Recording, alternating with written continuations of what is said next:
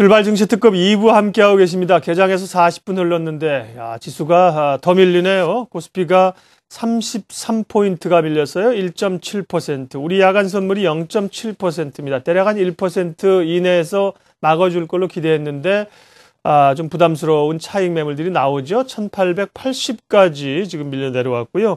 코스닥도 7포인트, 코스닥도 1.37%로 하락폭이 좀 더 깊어졌습니다. 외국인과 기관이 오늘 동시 매도를 하고 있는 상황입니다. 그리고 프로그램 매도까지 겹치면서 오늘 삼중고입니다. 지수가 생각보다 좀 많이 밀려 내려오고 있는데 어떻게 대응을 해야 될지 자세하게 지금부터 분석합니다. 마켓리더 특급 전략 HMC 투자증권 이영원 투자전략팀장님 오셨습니다. 어서 오십시오. 네, 안녕하세요. 생각보다 오늘 많이 밀리는데요. 주말이기도 하고요. 미국 이제 재정 절벽에 대한 우려들이 대선 끝나고 이렇게 미치고 있는 건데요. 미국 경제가 정말 절벽으로 떨어집니까? 절벽 전에 멈출까요?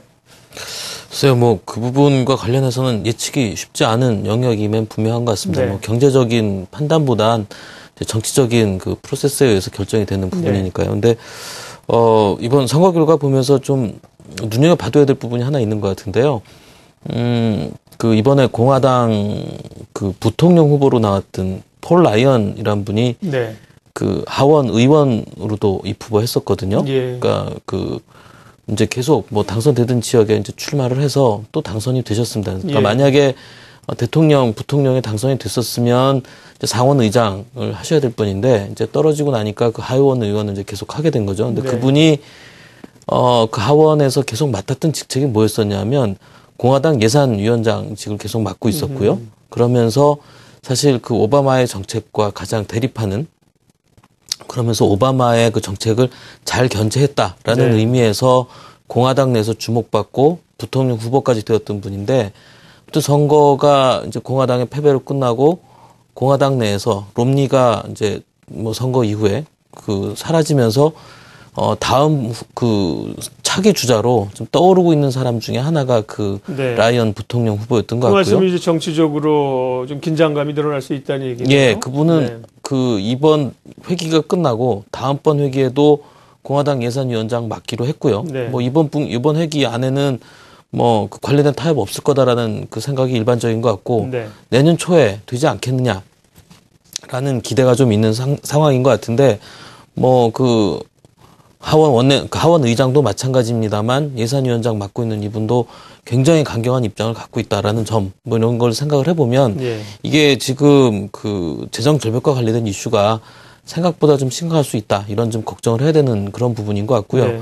저희가 판단하기에는 구체적으로 민주당과 공화당 혹은 의회와 백악관이 구체적인 타협안을 실제로 발표하거나 아니면 적어도 그런 것들이 가시화되는 그런 프로세스들이 예상이 되는 순간까지는 이 재정 절벽 문제가 어제 오늘처럼 시장을 추가적으로 더 큰 폭으로 떨어뜨리는 그런 역할을 계속하면서 장을 망가뜨리진 않겠지만 어느 정도 수준에서 마무리되긴 하겠지만 전체적으로 시장을 좀 억누르는 이슈로는 남아있을 가능성이 높지 않을까 좀 그렇게 봐야 될 부분인 것 같습니다. 네. 재정 절벽 문제가 이렇게 간단치 않다는 말씀이시고요. 또 대선 이후에 지금 국제금융시장에서 달러가 약세냐 강세냐인데 이제 달러가 약세 쪽으로 간다는 전망들이 많습니다. 그렇다고 보면 원하는 상대적으로 또 강세로 가는 거 아닌가요? 네, 그 부분도 이제 큰 부담입니다. 물론 이제 지금 달러화가 미국의 정책에 의해서만 결정되는 것은 아니고요. 최근 같은 경우엔 유럽 경제에 대한 전망치들이 확 하향 조정되면서 달러가 잠깐 반등하는 그런 모습도 조금 있긴 합니다만 전체적으로 오바마 그리고 이제 연준의 정책 기조 자체는 달러 약세를 유도하는 쪽으로 갈 가능성이 높다라는 생각이 들고 그렇게 되면 이제 원화 강세에 대한 상대적인 부담이 우리 시장에 조금 더 커질 수 있는 이제 그런 상황이다라는 생각이고요.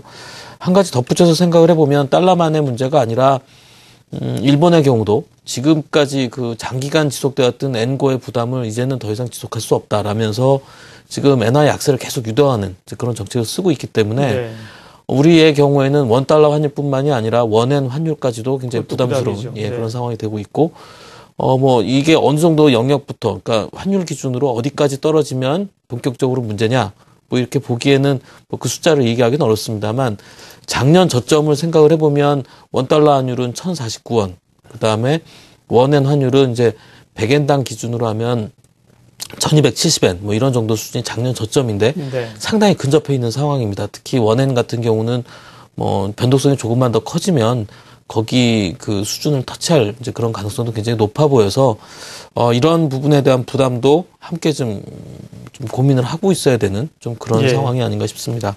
부담스러운 요인들은 분명히 맞고요. 부담스러운 요인들이 많은 것도 사실입니다. 다만 이제 오늘은 이제 긍정적인 면을 좀 찾아보려고 해서 미국의 소비 시즌 오면서 이게 좀 재료가 될 수 있느냐.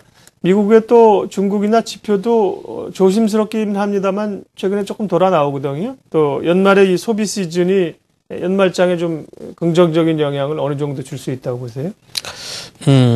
글쎄요. 근데 그 소비 시즌만 특화해서 보면 사실은 또 이쪽에서도 그렇게 크게 기대하기 좀 어려울 그렇습니까? 것 같은데요. 그러니까 그 지금 뭐 미국 소매 판매 협회 뭐 이런 데서 소비 시즌 관련해서 서베이를 해보면 숫자가 생각보다 이렇게 크게 나오진 않습니다. 그러니까 작년 대비해서 한 1.2% 정도 그 소비 규모가 늘어날 것 같다라는 정도니까 이렇게 좀 기대치가 높은 분들한테는 약간 실망스러울 수도 있는 그런 결과인 것 같고요.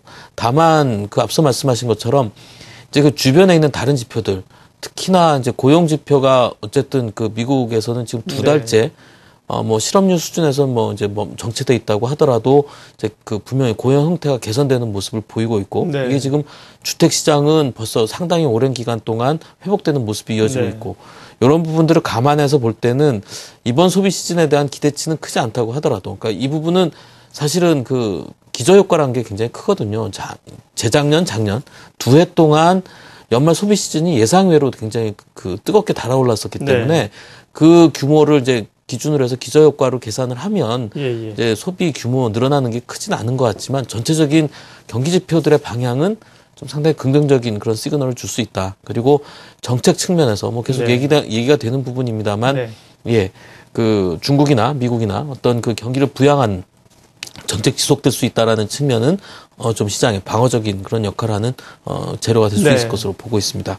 죄송합니다. 시간이 오늘 많지가 않네요. 이제 전략을 마무리해야 될 것 같은데 대선 이후에 불거진 재정 절벽 이슈 투자자들은 숨어야 됩니까? 기회로 이용해야 됩니까? 전략 짧게 마무리해 주세요. 내년을 보자라는 말씀 드리고 싶고요. 연말까지보다는 내년 초 아마도 지금 주택 시장이 조금 더 진행이 된다고 하면 관련해서 그 자산 시장의 전반적인 반등을 초래하는 좀 큰 시장이 시작될 수 있다고 생각을 하고 있습니다. 반면에 지금 재정 절벽 이슈는 뭐 기한이 정해져 있는 게임을 하고 있는 거기 때문에 그 기한까지는 시장을 조금 자유롭지 못하게 만들 가능성이 있어서 좀 장기적인 악목에서 내년을 대비하는 그런 전략을 세우는 그리고 뭐 시장이 폭락할 가능성이 이렇게 큰 것은 아니기 때문에 경기 지표들이 견조하니까요. 그런 부분들 감안을 해보면 좀 여유 있게 생각을 하고 자산 가격 인플레이션 그리고 거기서 오는 위험 자산 선호 뭐 이런 부분들을 감안을 해서 뭐 소재, 산업재를 중심으로 한 그런 포트폴리오를 천천히 구축해 나가는 그런 전략이 충분히 가능한 때가 아닌가 싶습니다. 네, 마켓리더 특급 전략 이영원 HMC 투자증권 투자전략팀장님 고견을 들었습니다. 고맙습니다.